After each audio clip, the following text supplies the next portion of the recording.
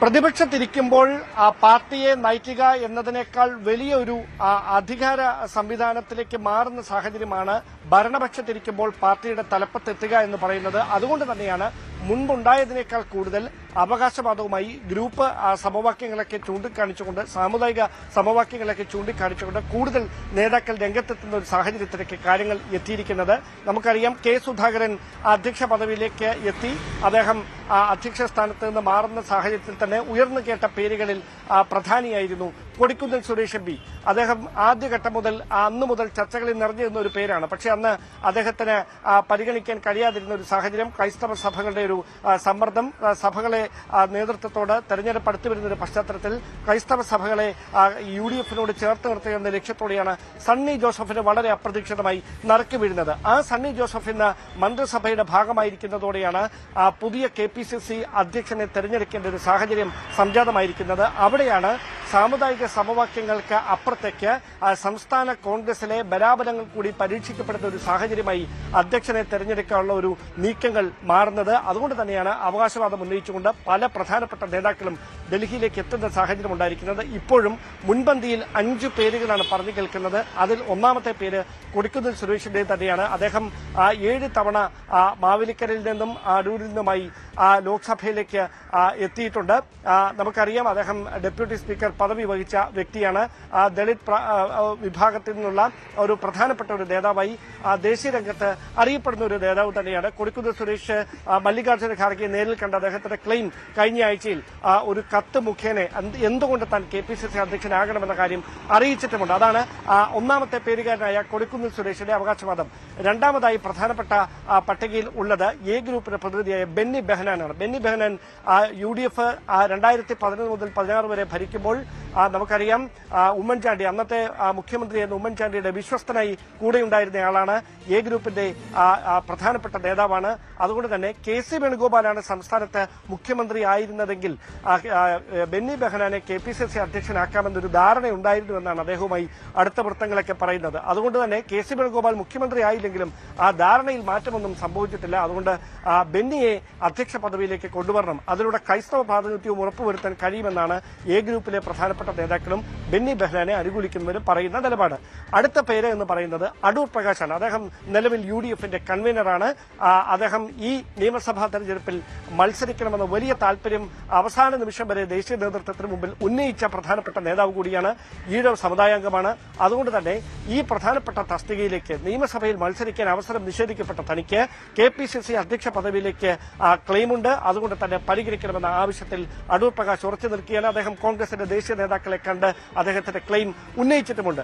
അടുത്ത പ്രധാനപ്പെട്ട ഒരു പേര് എന്ന് പറയുന്നത് രമേശ് ചെന്നിത്തല മുമ്പോട്ട് വെച്ച ജോസഫ് വാഴക്കിന്റേതാണ്. അദ്ദേഹം ഏറ്റുമാനൂരിൽ നിയമസഭാ തെരഞ്ഞെടുപ്പിൽ മത്സരിക്കുമെന്ന് ഏറെക്കുറെ ഉറപ്പായതാണ്. ഒടുവിൽ കപ്പിനും ചുണ്ടിനുമിടയിൽ ഏതാണ്ട് 1.5 ലക്ഷത്തോളം പോസ്റ്ററുകൾ അടിച്ചുവെച്ചതിന് പിന്നാലെയാണ് ഏറ്റുമാനൂരിൽ നാട്ടകം സുരേഷ് UDF സ്ഥാനാർത്ഥിയായി എത്തുന്നത്. അങ്ങനെ അപ്രതീക്ഷിതമായി സ്ഥാനാർത്ഥിത്വം നിഷേധിക്കപ്പെട്ട ജോസഫ് വാഴക്കിന് മുതിർന്ന നേതാവെന്ന പരിഗണന നൽകിക്കൊണ്ട് ക്രൈസ്തവ സഭയുടെ പ്രാതിനിധ്യം കൂടി ഉറപ്പാക്കാനായി ജോസഫ് വാഴക്കിനെ അധ്യക്ഷ സ്ഥാനത്തേക്ക് പരിഗണിക്കണം, അതിലൊരു വിട്ടുവീഴ്ചയും പാടില്ല എന്ന കാര്യം രമേശ് ചെന്നിത്തല ദേശീയ നേതൃത്വത്തെ അറിയിച്ചിട്ടുണ്ട്. ഇനിയാണ് ഏറ്റവും പ്രധാനപ്പെട്ട ട്വിസ്റ്റ്. ഈ KC വിഭാഗത്തെ അനുകൂലിക്കുന്നവരിൽ, പരസ്യ നിലപാടെടുക്കുന്നവരിൽ പ്രധാനപ്പെട്ട യുവമുഖമാണ് മാത്യു കുഴൽനാടൻ. അതുകൊണ്ട് തന്നെ KC പക്ഷത്ത് ഉള്ള പ്രധാനപ്പെട്ട എല്ലാ നേതാക്കളുടെയും പിന്തുണ ഉറപ്പാക്കിക്കൊണ്ട് മാത്യു കുഴൽനാടനെ KPCC അധ്യക്ഷ പദവിയിലേക്ക് പരിഗണിക്കണമെന്ന ആവശ്യം ഉന്നയിച്ചുകൊണ്ട് KC പക്ഷത്തെ പ്രധാനപ്പെട്ട നേതാക്കളൊക്കെ ഒരുമിക്കുന്നുണ്ട്. ഒരു യുവമുഖമാണ്. അതോടൊപ്പം ഒരു യുവത്വത്തിന്റെ ചലനാത്മകത മാത്യു കുഴൽനാടനോട് ഉറപ്പുവരുത്താൻ കഴിയുമെന്നാണ് അവർ മുമ്പോട്ട് വെക്കുന്ന അവകാശവാദം. അതോടൊപ്പം ഒരു പാർട്ടിയെ ഒരു ചുറുചുറുക്കുള്ള നേതൃത്വമാണ് ഇനി നയിക്കേണ്ടത്. അവരെ 50 വയസ്സിൽ താഴെയുള്ളവരെ പരിഗണിക്കുന്നതിലൂടെ അത് നല്ലൊരു അവസരമായി മാറുമെന്ന് കൂടി അവർ കരുതുന്ന പശ്ചാത്തലമുണ്ട്. അങ്ങനെയാണ് മാത്യു കുഴൽനാടന്റെ പേര് അവിടെ ചർച്ചകളിൽ നിറയുന്ന സാഹചര്യം ഉണ്ടായിരിക്കുന്നത്. ഈ 5 പ്രധാനപ്പെട്ട പേരുകൾക്കപ്പുറത്തേക്ക് മറ്റു ചില പേരുകൾ കൂടി ഷാഫി പറമ്പിൽ ഉൾപ്പെടെ നിലവിൽ വർക്കിംഗ് പ്രസിഡന്റുമാരിൽ ഈ നിയമസഭാ തെരഞ്ഞെടുപ്പിൽ മത്സരിക്കാതിരുന്നത് ഷാഫി പറമ്പിൽ മാത്രമാണ്. നമുക്കറിയാം PC വിഷ്ണുനാഥ് വർക്കിംഗ് പ്രസിഡന്റായിരുന്നു. അദ്ദേഹം മത്സരിച്ച് ജയിച്ച് മന്ത്രിസഭയുടെ ഭാഗമായിരിക്കുന്നു. AP അനിൽകുമാർ വർക്കിംഗ് പ്രസിഡന്റായിരുന്നു. അദ്ദേഹവും മത്സരിച്ച് ജയിച്ച് മന്ത്രിസഭയുടെ ഭാഗമായിരിക്കുന്നു. അങ്ങനെ ആ 2 വർക്കിംഗ് പ്രസിഡന്റുമാരിൽ ഇനി ശേഷിക്കുന്നത് 3 പേരിൽ ഒരാൾ മാത്രമാണ്. അത് ഷാഫിയാണ്. ആ ഷാഫി പറമ്പിലിന് വേണ്ടിയും ഒരു വിഭാഗം വലിയ അവകാശവാദം ഉന്നയിക്കുന്നുണ്ട്. ഇതിൽ ദേശീയ നേതൃത്വം പച്ചക്കൊടി വീശുന്നത് ആർക്ക് അനുകൂലമായിട്ടായിരിക്കുമെന്നറിയാൻ അല്പം കൂടി കാത്തിരിക്കേണ്ടി വരും. അതോടൊപ്പം എടുത്തു പറയേണ്ട കാര്യം KPCC അധ്യക്ഷനെ തെരഞ്ഞെടുക്കുക എന്നതിനൊപ്പം ഈ വർക്കിംഗ് പ്രസിഡന്റുമാരെയും മാറ്റുമോ, 2 പുതിയ വർക്കിംഗ് പ്രസിഡന്റുമാർ വരുമോ എന്ന കാര്യത്തിൽ ഇപ്പോഴും ചില അഭ്യൂഹങ്ങൾ ഏറുന്നുണ്ട്. അതോടൊപ്പമാണ് മത്സരിച്ച 7 DCC അധ്യക്ഷന്മാരിൽ 5 പേർ മത്സരിച്ച് ജയിച്ച് നിയമസഭയിലേക്ക് എത്തിയിരിക്കുന്ന സാഹചര്യമുണ്ട്. ആ 5 DCC ഭാരവാഹികളെ DCC അധ്യക്ഷന്മാരെ മാറ്റി പകരം സ്ഥാനാർത്ഥിത്വം നിഷേധിക്കപ്പെട്ട ആളുകൾക്ക് പ്രത്യേകിച്ച് യുവ പ്രാതിനിധ്യം ഉറപ്പുവരുത്തിക്കൊണ്ട് DCC അധ്യക്ഷന്മാരെ നിയമിക്കണം അല്ലെങ്കിൽ നിയോഗിക്കണമെന്ന ആവശ്യം ഉന്നയിച്ചുകൊണ്ട് ഒരു വിഭാഗം നേതാക്കൾ ഹൈക്കമാൻഡിനെ സമീപിച്ചിട്ടുണ്ട്. ഇതിൽ നിർണായകമായ അല്ലെങ്കിൽ സമഗ്രമായ ഒരു പൊളിച്ചെഴുത്ത് DCCയിലും KPCC നേതൃതലത്തിലും ഉണ്ടാകും എന്നുള്ള ഒരു പൊതു വിലയിരുത്തലുണ്ട്. അല്പ ദിവസങ്ങൾക്കകം ഈ കാര്യത്തിൽ ഒരു തീരുമാനമുണ്ടാകും. കാരണം പാർട്ടിക്ക് അധ്യക്ഷനില്ലാതെ പൂർണ്ണസമയ ചുമതലയുള്ള അധ്യക്ഷനെതിരെ മുമ്പോട്ട് പോകാൻ കഴിയില്ല. അങ്ങനെ ഒരു പശ്ചാത്തലത്തിൽ ഒരുപക്ഷെ KPCC തലപ്പത്തെ അഴിച്ചുപണിയായിരിക്കും ആദ്യം ഉണ്ടാകുക. അങ്ങനെയെങ്കിൽ KPCC അധ്യക്ഷനെ നിയോഗിച്ചുകൊണ്ടുള്ള ആദ്യ ഉത്തരവായിരിക്കും ഹൈക്കമാൻഡിന്റെ ഭാഗത്തുനിന്നുണ്ടാകുക.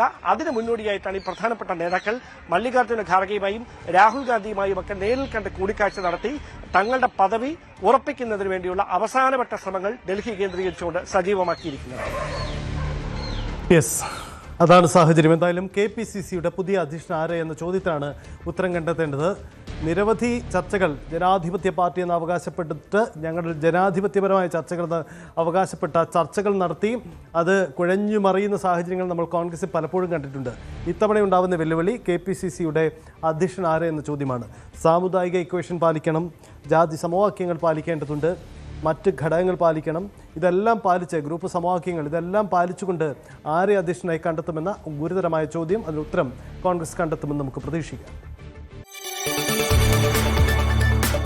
കൂടുതൽ വാർത്തകൾക്ക് News 18 Keralam YouTube channel subscribe ചെയ്യുക.